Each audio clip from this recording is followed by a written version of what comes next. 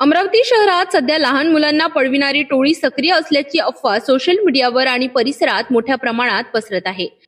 याच अफवेच्या पार्श्वभूमीवर Nagpuri gate police स्टेशनच्या हद्दीत 35 ते 40 वर्षीय एका युवकाला नागरिकांनी संशयावरून पकडले आणि त्याला बेदम मारहाण केली। घटनेची माहिती मिळताच पोलिसांनी तात्काळ घटनास्थळी धाव घेतली आणि संतप्त जमावाच्या तावडीतून त्या युवकाची सुटका करून त्याला ताब्यात घेत पोलीस स्टेशनमध्ये आणले। या घटनेत युवक जखमी झाला असून त्याच्यावर वैद्यकीय उपचार सुरू आहेत।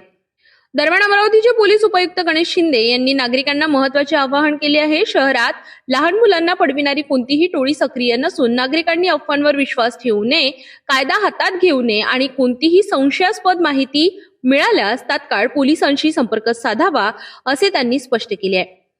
या घटनेमुळे आणि या अफवांमुळे कायदा आणि सुव्यवस्थेचा प्रश्न निर्माण होऊ शकतो, हे पुन्हा एकदा समोर आले आहे।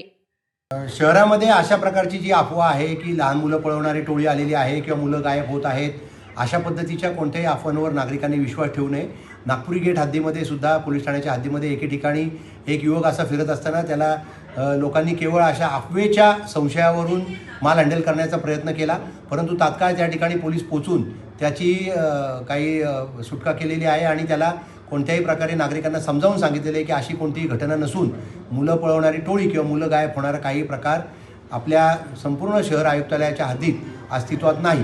याबाबत पोलीस सतर्क आहेत, जागोजागी आमचं पेट्रोलिंग आहे आणि त्याच पद्धतीने नागरिकांना माझं आव्हान आहे, अशा अफवांवर विश्वास ठेवू नये आणि तुम्हाला काही अडचण असल्यास 112ला किंवा जवळच्या पोलीस स्टेशनला संपर्क करावा।